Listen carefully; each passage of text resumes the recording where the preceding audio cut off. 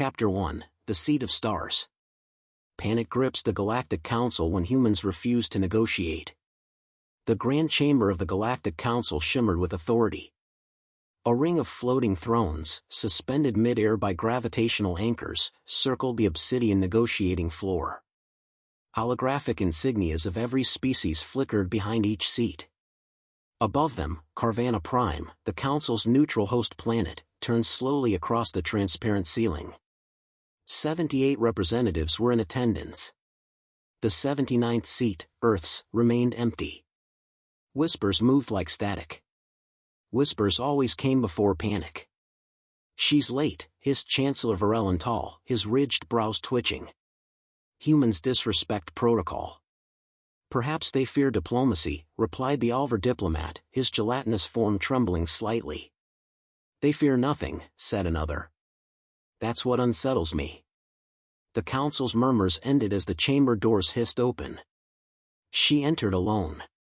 Commander Raina Elwood walked across the obsidian floor like she belonged there, like she'd always belonged there. No aid. No armor. Just a black uniform lined in silver, a data chip in her gloved hand, and that unsettling human poise. The silence that followed her was deeper than vacuum. Varel stood. "Earth's representative honors us, finally. We welcome the humans into the concord of civilized realms." Raina stopped in the center of the ring, perfectly still. Her gaze drifted across the thrones, not upward, not deferential. Measured. "I'm not here to be welcomed," she said plainly. "I'm here to listen." The audacity. A few gasped, one scoffed. The Lidhari ambassador tapped his clawed fingers against his console, watching her with predator's interest. "You misunderstand," Varel said, forced smile stretching his blue-green lips. "This is a ceremonial convergence. As the final step before full integration, Earth must." "We don't sign anything we haven't read," Raina cut in. Silence again. Varel cleared his throat. "You've had access to the treaty for 9 cycles." "We've had access to the words," she replied, voice low and sharp. "Not the intent." That struck a nerve. In the diplomatic rings, intent was always the unspoken weapon. Raina stepped forward and placed the data chip on the floor's projector disc. A quiet beep. "This file contains our response. You're welcome to review it, but let me summarize. Earth declines." Varel froze. "Excuse me? We are not joining the Concord. Not now. Possibly not ever." The chamber erupted. Several species began simultaneous outbursts, shouts, hisses, digital screeches. The Anduran delegate stood, lights blinking furiously across his exosuit. "You would defy the council," he roared. "Do you even understand what this seat means?" Raina didn't look at him. She kept her eyes locked on Varel. "We understand perfectly." Varel leaned forward. "This is irrational. Your world gains everything: defense, trade corridors, medical advancement, linguistic integration, peace." Raina's voice didn't rise. "We don't believe peace is something that can be given." Varelin's hands curled into fists. "Do you speak for Earth?" "I do." "Then let this be understood clearly," he said, voice suddenly brittle. "Refusing to integrate violates the sentient world agreement signed at your induction." Raina gave a small, knowing smile. "You're referring to the Exploratory Alliance." "We were told it wasn't binding." Varelin's nostrils flared.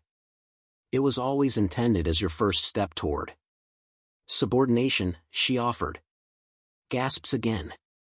This time, no one corrected her. Raina finally glanced around the chamber.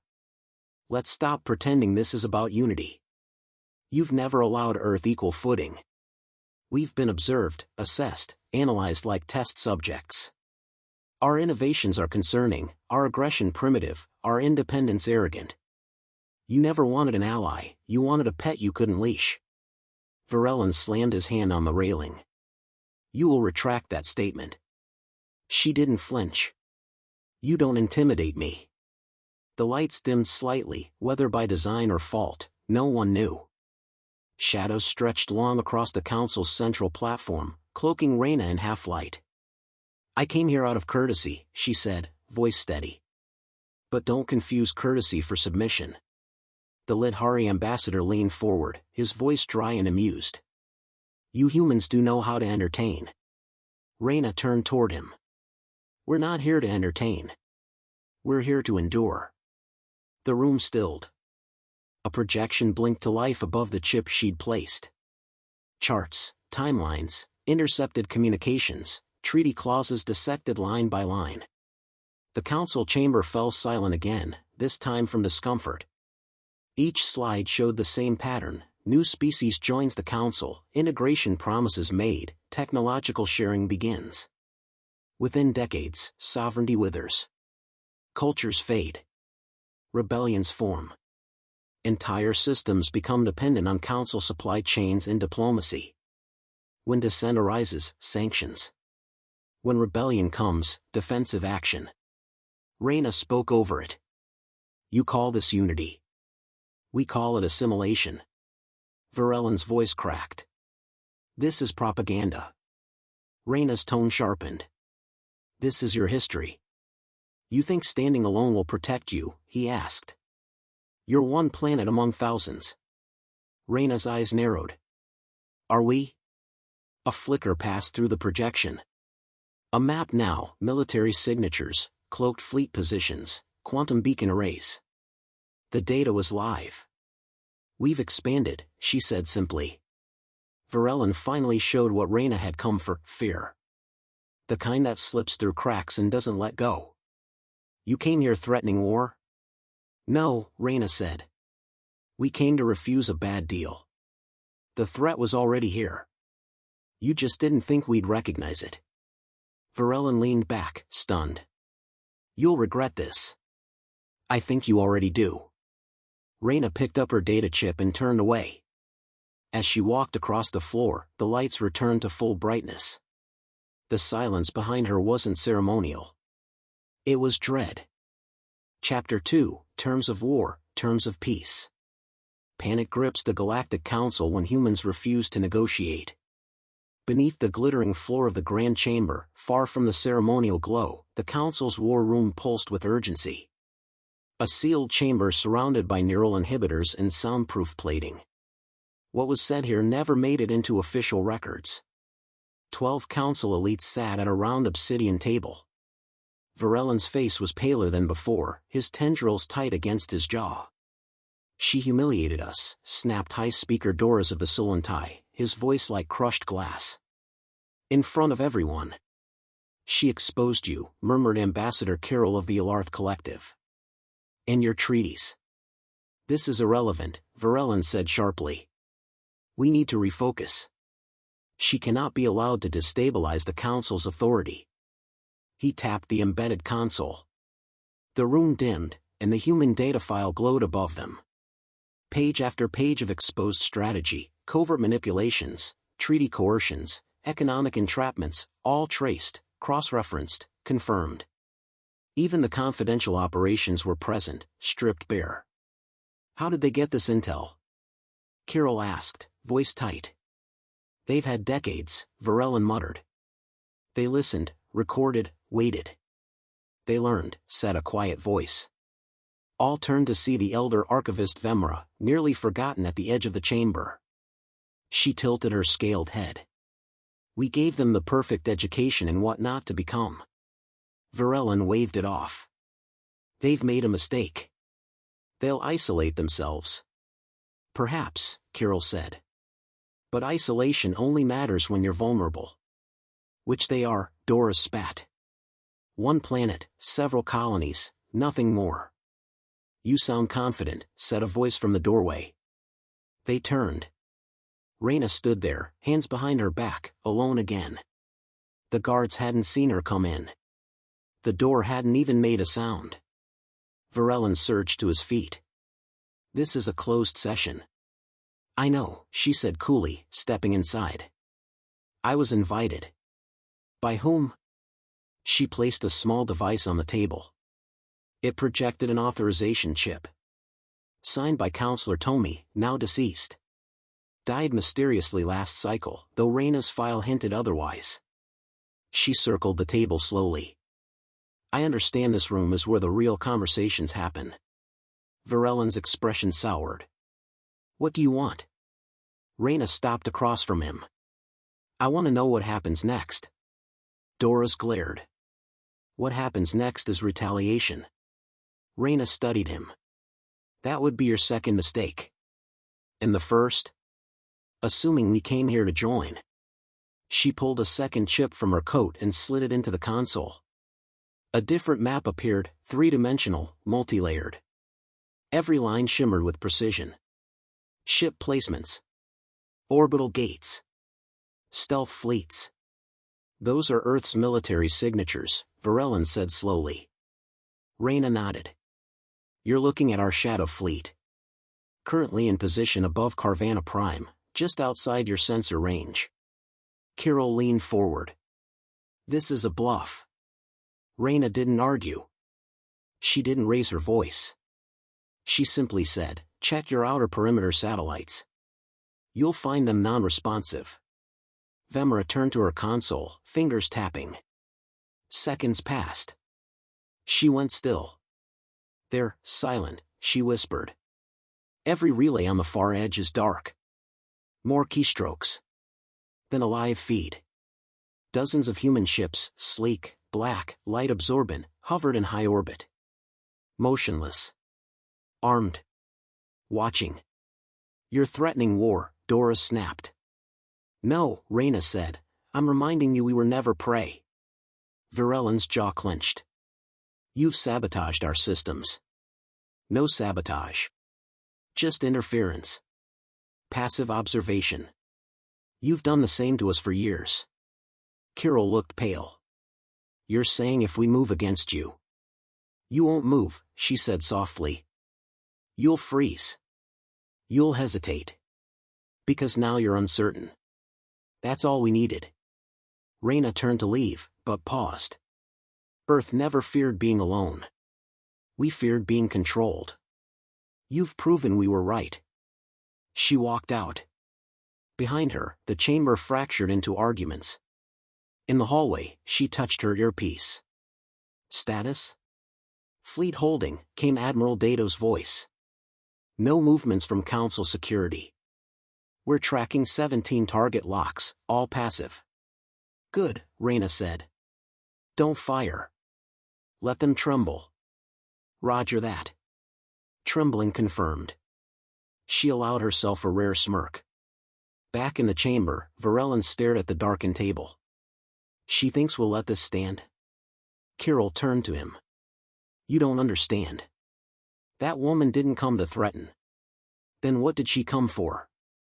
Vemra answered quietly, to offer us a final choice. Silence. A hologram blinked in the center of the room. Reyna's recorded voice echoed. We will not join your council. We will not sign your treaties. We will not need your fleets. If you seek dialogue, come in truth.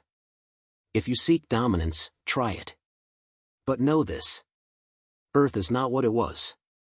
And humanity has learned how empires fall. Chapter 3, Silence is the last warning. Panic grips the Galactic Council when humans refuse to negotiate. The Council Tower entered lockdown. Defense protocols activated across Carvana Prime's orbital perimeter. Force shields shimmered to full capacity. Interstellar beacons stuttered. Civilian traffic was grounded. Even the planet's sky dimmed as energy was rerouted to the tower's core. Inside, the chamber once built for unity had become a prison of its own making. Chancellor Varellan stood beneath the central skylight, jaw tight, robe disheveled. Around him, confusion pulsed like static. Council members barked into private comms. Threat assessments scrolled across every surface. And overhead, far above their tallest orbiting satellites, Earth's fleet waited in complete, terrifying silence. Varellan slammed his hand on the security terminal. Bring her back. Now. No response from her ship, a guard stammered. The transmission loop's been scrambled. They can't just walk in, drop a threat, and vanish, he shouted. They didn't threaten, came a voice from the shadows. It was Archivist Vemra. She stepped forward slowly, face unreadable. They demonstrated. There's a difference. Varellin spun. This isn't over. We need to launch a show of force. Prove we won't bend. Bend to what? Kirill snapped. To a species that outmaneuvered us on our own ground? That's not bending, Varellin. That's waking up. The chamber quieted. Vemra raised a hand. There's more. She activated the console. A hidden file flickered into view. It wasn't from Reyna. It was from one of the long silent outer rim systems, once part of the Council, now listed as uninhabited due to rebellion. A transmission. An old Zaref leader, once thought purged, appeared in holographic form. Scarred, voice gravel thick. Earth reached us. Told us what happened to you. We remember your treaties. Your promises. Then your sanctions. Your liberations. We died by the millions. But we didn't forget. Now we stand again. Not because of your council. But because the humans refused to kneel. The feed cut. A second followed. Then a third. Over a dozen forgotten systems, scattered, broken, left behind, had found their voice again. Because Earth had listened. Varellin staggered back into his seat. They're trying to turn the galaxy against us. No, Kirill said quietly. They're revealing you turned it against itself. Another alert blinked. A message from Earth's fleet. Simple. Unencrypted. No negotiations required. We leave in one rotation. If followed, defense will be interpreted as war. Let this be your final lesson. Some species were never meant to be governed. Commander Reyna Elwood sat in her personal chamber aboard the UDC Aegis, sipping tea while reports trickled in. Varellin's ordered a blackout on public broadcasts, her aide said, entering quietly. He's trying to contain the leaks. It won't work, Reyna replied, not looking up. They've ruled by image too long. Now their image is cracked. It'll spread. Council fleets are standing down. No aggression yet. Good. She set the cup down. The last thing we want is war. Then why show them our fleet? She looked out the viewport where Carvana Prime hovered beneath a wall of steel-gray ships. To remind them we don't ask for peace. We keep it. In the council tower, tensions climbed like pressure in a sealed dome. Doras paced in circles, muttering. Kirill stayed quiet, hands folded, watching everything unfold. Varellin broke the silence. She said nothing. Issued no demands. No ultimatums. Just left that fleet. That's the demand, Kirill replied. They don't need words. They gave us a mirror. And what do you see in it? Kirill stood. Something I haven't seen in centuries. A species unafraid to walk away. The council remained divided. Half whispered war. The other half feared the cost of it. But the vote never came. Because Earth never waited. One rotation later, the human fleet vanished. Not with ceremony. Not with a message. Just, gone. Every cloaked ship, every satellite jammer, every trace of human presence withdrew, leaving only silence in its wake. No demand. No retaliation. Just a memory. The council reconvened, but something fundamental had shifted. The chamber felt colder. Smaller. The once unshakable rhythm of diplomacy faltered. Because now they understood. Humans had made a choice. Not to dominate. Not to obey. But to remain their own. And no council, no decree, no force could change that. In the darkness of space, Reyna stood at the bridge of the Aegis, arms folded. Where to now, Commander? Her officer asked. She didn't answer immediately. Her eyes lingered on the vast emptiness ahead, untouched stars, unexplored systems, independent voices. Home, she said at last. And then, wherever we're needed. He hesitated. Do you think they'll retaliate later? Reyna looked back toward Carvana Prime one final time. If they do, they'll find Earth waiting. Chapter 4, The Galaxy Remembers. Panic grips the Galactic Council when humans refuse to negotiate. 2 weeks passed. The stars were quiet, but no one believed the calm. In the Galactic Council's inner archives, beneath a dozen security layers, Chancellor Varellin sat alone, reviewing footage. Not for answers. For understanding. One clip looped more than the others, Reyna Elwood sliding a data chip onto the chamber floor, her voice low but final. We won't be signing the treaty. He'd heard the line 100 times. Each time it echoed a little deeper. Each time it frayed something inside him. They hadn't fired a single shot. And yet, the Council had never felt weaker. He shut off the feed and rubbed his temples. How did this happen? Elsewhere, a storm brewed. The Vexery Enclave, long considered the Council's closest economic ally, formally paused negotiations. Their high emissary gave no speech, offered no accusations. Just one sentence. If Earth sees through you, then we must look again ourselves. The Amurith coalition followed, rerouting all diplomatic missions. Then the Trilari Ascendancy declared neutrality, a move unheard of in 600 cycles. It wasn't chaos. It was erosion. And everyone felt it. On Earth, there were no parades. No broadcasts. Just quiet coordination. In a secured command bunker beneath Mount Athos, Reyna reviewed a series of encrypted reports. The screen in front of her showed shifting alliances, troop movements, and intercepted chatter. She leaned back, arms crossed. They're splintering, said Admiral Dato beside her. The Council's projecting unity, but systems are peeling away. That was always the plan, Reyna replied. Not to break them. Just to make them look at themselves. You think that'll be enough? Reyna tapped a finger on the table. The truth is contagious. We just gave it a voice. He nodded slowly. There's still a risk. Desperate alliances. Old enemies, new pacts. There always is, she said. That's why we stay ready. But we don't start fights. She looked up. We just end them. Aboard the Aegis, Commander Reyna received an unexpected signal. Not from the Council. Not from a military outpost.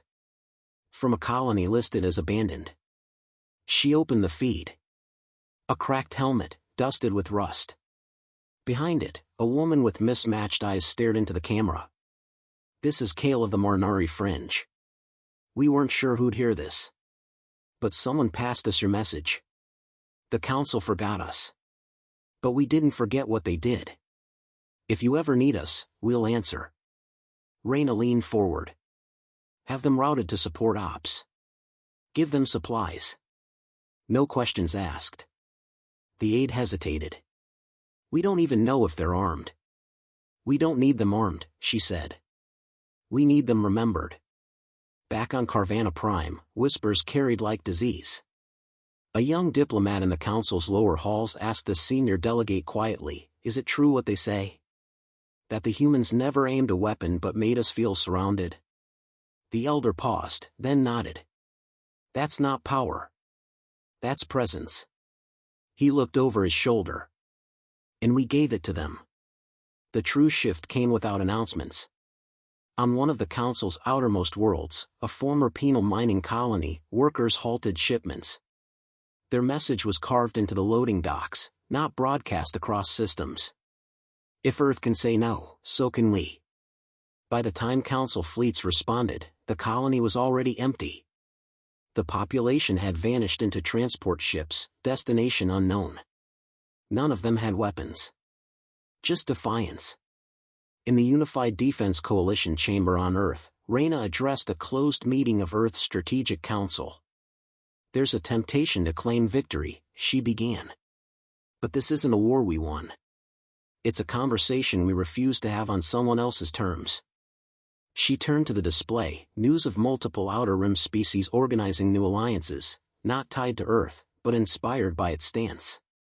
We didn't liberate them. We reminded them they could liberate themselves. One of the counselors leaned in. And if the Galactic Council comes back stronger? Reyna smiled faintly. Then they'll find a galaxy that remembers what silence can mean. Aboard a drifting satellite once belonging to a fallen empire, a scavenger replayed the Earth Declaration, again and again. He didn't understand every word. But he understood the tone. The calm. The clarity. He copied the message to his own transmitter, added 2 lines, and rebroadcast it into open space. We were forgotten.